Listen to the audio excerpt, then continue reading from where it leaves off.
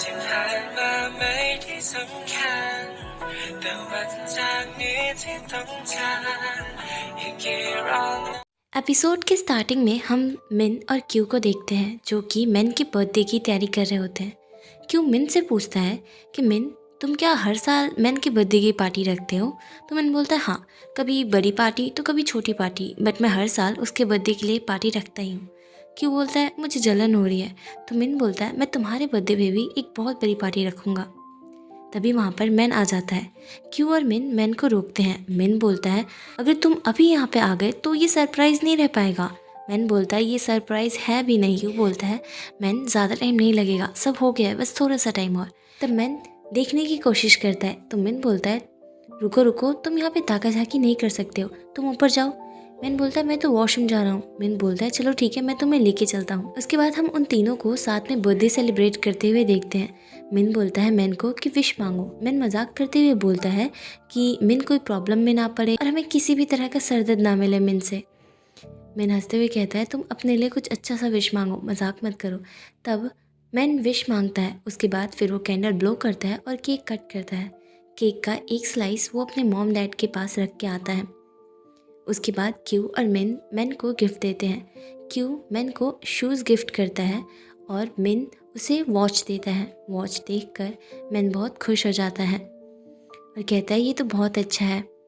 तभी क्यू उठ के बाहर जाता है और बोलता है कि मेरे पास एक और सरप्राइज़ है, और फिर वो जिन को लेके आता है। जिन को देखकर मैन बहुत खुश हो जाता है और फिर मैन जिन को अपने सारे गिफ्ट्स दिखाने लग जाता है। जिन बोलता है वाओ ये तो बहुत अच्छा है।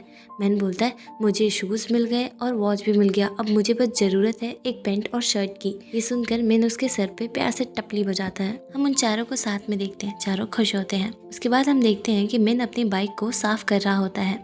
तभी क्यू बाहर आता है और मजाक में बोलता है तुम ऐसा क्यों नहीं करते कि तुम इस बाइक को ऊपर ले जाओ और अपने साथ इसको सुलाना। मिन बोलता है काश मैं ऐसा कर सकता तो मैं ज़रूर करता। फिर मिन आगे बताता है कि मेरे पास ये बाइक बहुत टाइम से है, जब मेरे पेरेंट्स हमारे साथ थे तभी से है। मैं इस बाइक को बेचने वाला था बट मैन ने मुझे बेचने नहीं दिया। तभी वहाँ पे जिन आ जाती है और बोलती है मेरे को अब घर वापस जाना होगा। क्यू बोलता है ठीक है मैं तुमको छोड़ दूंगा। ये सुनकर जिन बहुत खुश हो जाती है और बोलती है वाओ फाइनली मुझे उस ऑरेंज कलर के छोटे क्यूट कार में बैठने का मौका मिलेगा। क्या मैं कुछ फ़ोटोज़ खींच सकती हूँ? मैं अपनी आईडी पे अपलोड करूँगी। क्यू हाँ बोल देता है। मैन बोलता है संभाल के लेके जाना जिन को। क्यू मजाक करते हुए बोलता है हाँ मैं संभाल के लेके जाऊँगा जिन को। क्यू जाने लग जाता है। तब मिन क्यू से बोलता है तुम वापस जा रहे हो और कल वापस आओगे? क्यू बोलता है हाँ क्यों, क्या हुआ?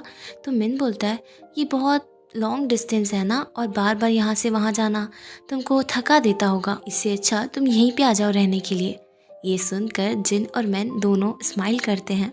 मिन बोलता है भले ही ये घर पुराना है और छोटा है बट मैं तुमको प्रॉमिस करता हूँ कि तुम्हें कोई प्रॉब्लम नहीं होने दूंगा। तुम यहाँ पे कंफर्टेबल फील करोगे।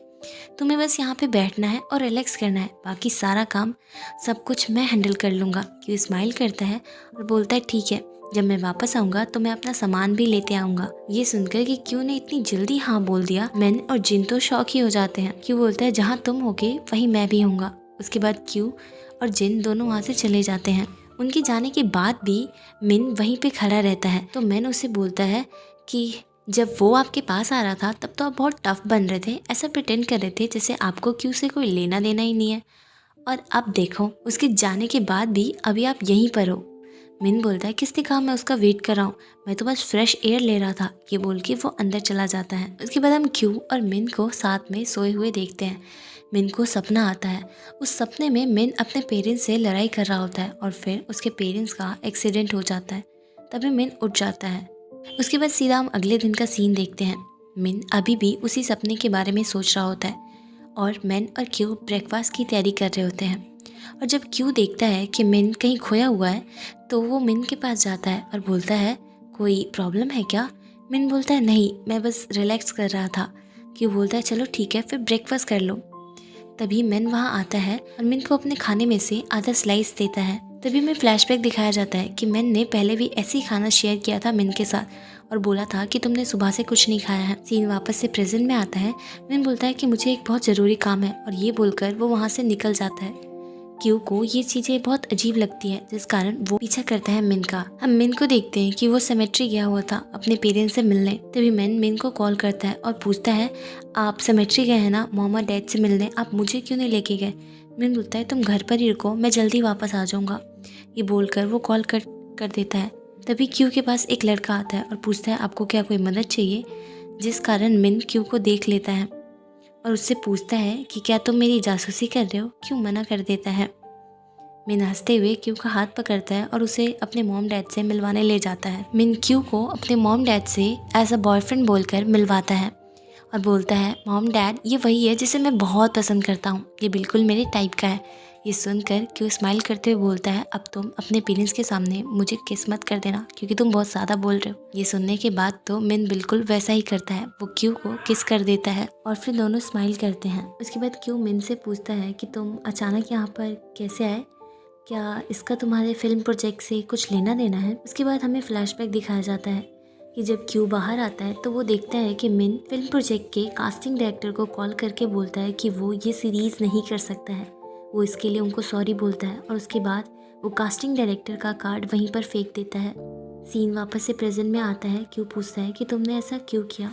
तो मिन बताता है कि लास्ट नाइट मुझे मेरे पेरेंट्स का सपना आया था। मुझे लगता है कि अभी भी उन्होंने मेरे को माफ़ नहीं किया है। जो मैंने किया था उस कारण मेरे कारण उनकी मौत हो गई। मैं अपने पेरेंट्स से कभी भी उतना कनेक्टेड नहीं था। मेरी लड़ाई मेरे पेरेंट्स से होती रहती थी। जैसे जैसे मैं बड़ा होता गया मेरे अंदर गुस्सा और भी बढ़ता चला गया। साथ ही मैं अपने पेरेंट्स से लड़ाई भी और ज़्यादा करने लगा था। लेकिन मैं ये जो भी करता था मैं इसलिए करता था क्योंकि मुझे मेरे पेरेंट्स का अटेंशन चाहिए था, क्योंकि उनका सारा टाइम और सारा अटेंशन सिर्फ मैन को मिलता था, क्योंकि मैन को बचपन से ही हार्ट की प्रॉब्लम थी। मैन जब ये बोल रहा था तभी वहाँ पर मैन आ जाता है और मैन वहीं पे खड़ा होके उनकी बातें सुनने लगता है। मैन आगे बोलता है, मेरे को ये हमेशा बोला जाता था कि मेरे पास जो भी है, जो भी चीज़ है, उसका आधा मुझे मैन से बांटना होगा, चाहे वो खाना हो, सामान हो या मेरे पेरेंट्स का टाइम हो। मुझे पता है ये थोड़ा सिली साउंड कर रहा होगा कि मुझे मेरे ही भाई से जलन हो रही है। और जब मैंने ये देखा कि मेरे पेरेंट्स को उनका घर जहाँ पे वो हमेशा से रहते हैं वो छोड़ना पड़ा, वो छोड़कर उनको सिटी मतलब बैंकॉक में रहने जाना पड़ा सिर्फ और सिर्फ मैन की वजह से, तो मुझे ये बिल्कुल अच्छा नहीं लगा और मुझे भी अपने सभी दोस्तों को छोड़ना पड़ा और जाके बैंकॉक में रहना पड़ा। इस चीज़ के कारण मेरे अंदर गुस्सा और बढ़ गया था। उसके बाद हम एक फ्लैशबैक देखते हैं। मिन बाहर से घर वापस आता है तो उसके डैड उस पर बहुत चिल्लाते हैं और डांटते हैं, बोलते हैं कि तुम कहाँ गए थे, तुमने अपने भाई को अकेले क्यों छोड़ दिया था, अगर उसे कुछ हो जाता तो तुम क्या करते? मिन भी गुस्से में अपने डैड को बोलता है, अगर आप उससे इतना ही प्यार करते हैं और अगर आपको उसकी इतनी चिंता है तो आप क्यों नहीं रखते उसका ध्यान खुद ही? आप तीनों रहिए एक साथ फैमिली बनके, आप तीनों को मेरी क्या ज़रूरत है? और ये बोलकर वो घर से बाहर निकल जाता है। सीन वापस प्रेजेंट में शिफ्ट होता है। मिन बोलता है, उस दिन मैं बहुत दूर भाग जाना चाहता था, इतने दूर कि मुझे मेरे पेरेंट्स ढूंढ ही ना पाए। और उस रात मेरे पेरेंट्स जब मुझे ढूंढने के लिए निकले तो उनका एक्सीडेंट हो गया और मेरे मॉम और डैड दोनों की मौत हो गई। अगर उस दिन मैंने ऐसा नहीं किया होता, ऐसा बिहेव नहीं किया होता, तो आज मेरे पेरेंट्स मेरे साथ होते। वहीं पर ये सारी बातें मैन भी सुन रहा होता है। मैन बोलता है, मैं अपने आप को हमेशा इस चीज़ के लिए ब्लेम करता हूँ कि उस दिन मैंने ऐसा क्यों बिहेव किया था, लेकिन इन सब में मैन की कोई गलती नहीं है। मेरे कारण उसने भी हमारे पेरेंट्स को खो दिया, इसीलिए मैं मैन को वो सब कुछ देना चाहता हूँ जो मेरे मॉम डैड उसको देना चाहते थे। मैं मैन को एक ऐसी लाइफ देना चाहता हूँ जिसके बारे में मेरे पेरेंट्स ने उसके लिए सोचा था। मैंने मैन को वो सारी चीज़ें दे दी जो कि मेरे पास थी, चाहे वो खाना हो, मेरा सामान हो, मेरा टाइम हो या फिर पैसे हो। मेरे लिए ये सब मैन का ही है। मेरे को पता है कि इससे कोई फ़र्क नहीं पड़ेगा कि उसको मैं कितना दे रहा हूँ, क्योंकि इन सब चीज़ों से ये बात नहीं बदल जाएगी कि मैन ने हमारे पेरेंट्स को खोया है सिर्फ और सिर्फ मेरे कारण। इसी कारण मैं फिल्म प्रोजेक्ट में काम नहीं करना चाहता, क्योंकि मुझे पता है मेरे जैसे इंसान को कुछ भी अच्छा नहीं मिलना चाहिए और जब तक मैन बीमार है तब तक तो मुझे खुश होने का भी कोई हक नहीं। इतना सुनने के बाद मैन वहाँ से चला जाता है। उसके बाद क्यू मैन को समझाता है और बोलता है, वो सब एक एक्सीडेंट था, इसमें तुम्हारी कोई गलती नहीं थी, तुम ये बात ध्यान में रखो, तुमने मैन का बहुत अच्छा ख्याल रखा है, तुम मैन के लिए बेस्ट भाई हो। और ये बोलकर क्यू मैन को गले लगा लेता है। उसके बाद हम देखते हैं कि जब क्यू और मैन घर वापस आते हैं तो उनको मैन कहीं नहीं मिलता है। वो ढूंढते ढूंढते बाहर जाते हैं तो बाहर वो एक आदमी से पूछते हैं। वो बताता है कि मैंने मैन को सेमेट्री जाते हुए देखा था। उसके बाद फिर से वो दोबारा मैन को ढूंढने लग जाते हैं, बट मैन उनको कहीं भी नहीं मिलता है। क्यू अपने डैड को कॉल करता है और बोलता है बस मेरी एक बार मदद कर दीजिए, मैन को ढूंढ दो। तब फिर सीयू आकर बताता है कि मैन वापस से बैंकॉक गया है। फिर मिन और क्यू भी बैंकॉक जाने के लिए निकल जाते हैं। मिन जिन को कॉल करता है और बोलता है कि अगर तुम्हारे पास मैन आए तो मुझे जल्दी से जल्दी बताना। ये बोलकर फिर वो कॉल कट कर देता है। मैन को ढूंढते ढूंढते रात हो जाता है। क्यू खाना लेकर आता है और बोलता है कि तुमने सुबह से कुछ नहीं खाया है, और फिर वो मैन को खाने का एक स्लाइस देता है। ये देखकर मैन क्यू को बताता है कि मेरे पेरेंट्स की मौत के पहले मैं और मैन बिल्कुल भी क्लोज नहीं थे।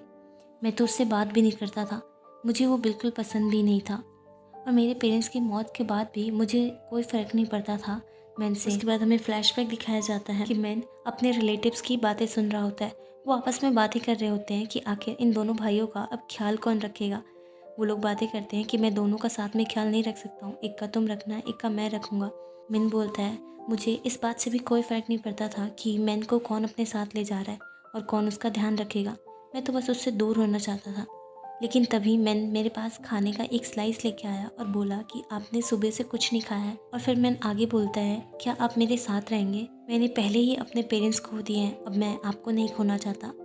अगर मैं आपके साथ नहीं रहूँगा तो मुझे पता है आप अपना ध्यान नहीं रखेंगे और मुझे आपकी चिंता लगी रहेगी। मैं सिर्फ और सिर्फ आपका ध्यान रखना चाहता हूँ और आपके साथ रहना चाहता हूँ, मैं आपको खोना नहीं चाहता। ये सुनकर मैन को गले लगा लेता है। सीन वापस से प्रेजेंट में आता है। मिन बोलता है मैं मैन को हमेशा अपने लाइफ से बाहर निकालना चाहता था, लेकिन मैन ने कभी ऐसा नहीं किया। वो मेरे से नफरत नहीं करता था, बल्कि वो तो मेरी चिंता करता था, मेरी केयर करता था। जितना मैं खुद पे ध्यान देता था उससे ज़्यादा वो मेरे ऊपर ध्यान देता था। मुझे मैन को ढूंढना ही होगा, किसी भी हाल में ढूंढना होगा, क्योंकि मैन मेरे लिए बहुत इंपॉर्टेंट है। क्यों मिन को बोलता है तुम चिंता मत करो, हम मैन को ढूंढ लेंगे। तभी मिन के पास जेम्स का कॉल आता है। जेम्स बताता है मैन मेरे साथ हॉस्पिटल में है, तुम जल्दी यहाँ आ जाओ। उसके बाद हम सबको हॉस्पिटल में देखते हैं। मैन बेहोश होता है और जब उसे होश आता है तो मैन पूछता है तुम कैसा फील कर रहे हो? मैन बोलता है मैं ठीक हूँ। फिर मैन पूछता है तुम यहाँ कैसे पहुँचे?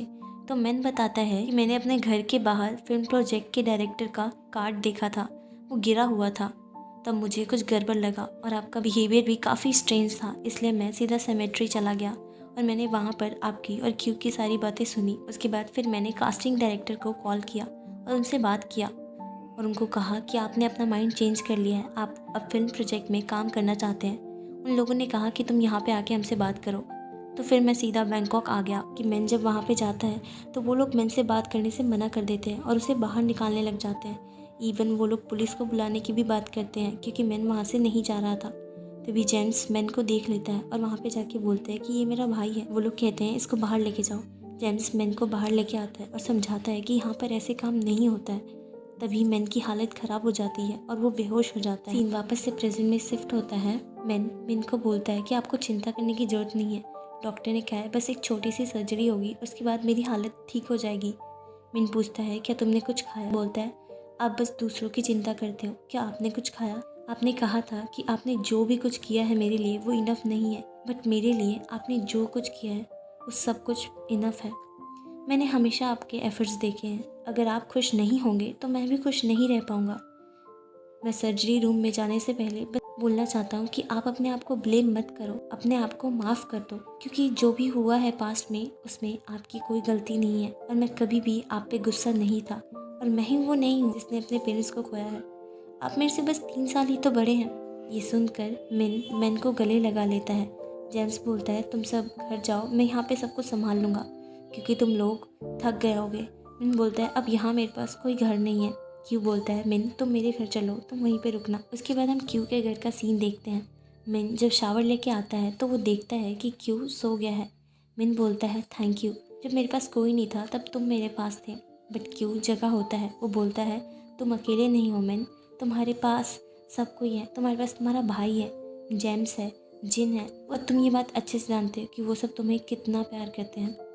मिन बोलता है बट फिर भी मैं तुमको थैंक यू बोलना चाहता हूँ। क्यू बोलता है मिन तुम पहले जैसे भी थे, तुम्हारा पास जैसा भी था, मुझे उससे कोई फ़र्क नहीं पड़ता, क्योंकि जब मैं तुमसे मिला तब से लेके तुम अभी तक मेरे गुड बॉय हो।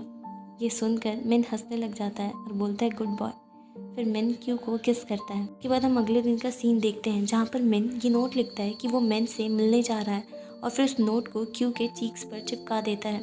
फिर उसके बाद मिन मिस्टर काचा से मिलता है और उन्हें थैंक यू बोलता है। मिस्टर काचा मिन की तबीयत के बारे में पूछते हैं। मिन बोलता है क्या आपको उसके बारे में भी पता है? मिस्टर काचा बोलते हैं क्यू से रिलेटेड सभी लोगों के बारे में मेरे पास सारी जानकारी है।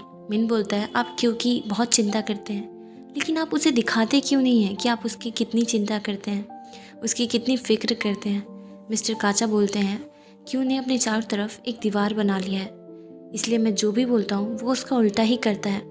मिन बोलता है जब क्यू मेरे पास रहता था तो मैंने देखा था कि वो आपकी बहुत चिंता करता था, वो बस ये चाहता था कि आप ये जॉब छोड़ दें। मिस्टर काचा बोलते हैं कि मैं ये जॉब नहीं छोड़ सकता हूँ क्योंकि मेरे इस जॉब के लिए किसी ने अपनी लाइफ सेक्रीफाइस की है। मिन बोलता है लेकिन क्यू अपनी मॉम की लाइफ के सेक्रीफाइस के लिए रेडी नहीं था और ना ही वो आपको खोना चाहता है, बल्कि क्यू तो आपकी बहुत चिंता करता है। मेरे फैमिली मेम्बर में सिर्फ मेरा एक छोटा भाई है, इसलिए मैं समझ सकता हूँ कि क्यू को कैसा लगता होगा। क्यू आपको नहीं खोना चाहता है और आप उसकी कितनी चिंता करते हैं। अगर आप उसको ये बताएंगे और दिखाएंगे कि आप उसकी कितनी चिंता करते हैं, अगर आप उसको दिखाएंगे कि आप उसकी कितनी चिंता करते हैं, आप उससे कितना प्यार करते हैं, तो आपके और क्यू के बीच रिलेशन अच्छे हो सकते हैं। ये बोलकर मिन वहाँ से जाने लग जाता है। तभी मिस्टर काचा मिन से बोलते हैं मैं स्टार्ट कैसे करूँ? मिन बोलता है आपको कुछ नहीं करना, आपको बस क्यू से बात करना है। और फिर मिन मिस्टर काचा को ग्रीट करके वहाँ से निकल जाता है। उसके बाद हम हॉस्पिटल का सीन देखते हैं। क्यू अंदर आता है और बोलता है मिन से कि तुमने मुझे जगाया क्यों नहीं था जब तुम मिन से मिलने आ रहे थे। मिन बोलता है तुम बहुत प्यार से सो रहे थे तो मुझे तुम्हें डिस्टर्ब करने का मन नहीं किया। फिर क्यू मिन से पूछता है कि तुम्हारी तबीयत अब कैसी है? मिन बताता है कि मेरी तबीयत अब ठीक है, मैं जल्द ही डिस्चार्ज भी हो जाऊंगा। मिन को खाना खिला रहा होता है तो मिन बोलता है आपने ब्रेकफास्ट किया? आपने भी ब्रेकफास्ट नहीं किया है ना, आप ये मेरा बॉइल्ड एग ले लीजिए। तब मिन उस एग को डिवाइड कर देता है, एक खुद के लिए दूसरा मिन के लिए। ये देखकर क्यू प्यार से मिन को गुड बॉय बोलता है। फिर मिन भी अपने भाई को गुड बॉय बोलता है। लास्ट में जिन भी मिन को गुड बॉय बोलती है। उसके बाद हम क्यू और मिन को साथ में बैठे हुए देखते हैं। क्यू बोलता है अब तुम कैसा फील कर रहे हो? इतने टाइम से जो बातें तुमने अपने अंदर दबा के रखी थी तुमने वो सारी क्लियर कर ली, अपने भाई से उसके बारे में बात कर लिया। मिन बोलता है अब मैं बहुत रिलीफ फील कर रहा हूँ। मिन क्यू को बोलता है क्यू तुम हमेशा मेरे साथ रहना, जब से तुम मेरे साथ रहने लगे हो मेरी लाइफ आसान हो गई है। क्यू बोलता है क्या तुम मुझे प्रपोज कर रहे हो? तो मिन बोलता है नहीं, बट अगर तुम्हें कोई प्रॉब्लम नहीं है, तुम येस बोल रहे हो तो मुझे भी कोई प्रॉब्लम नहीं है। क्यू मजाक करते हुए बोलता है कि तुमसे शादी कौन करेगा? मिन बोलता है तुम ऐसे कैसे बोल रहे हो, मैं सुपर हैंडसम हूँ। क्यू बोलता है रुको जरा देखने दो मुझे। फिर मिन हंसने लग जाता है और क्यू को किस करता है। क्यू भी मिन को किस करता है।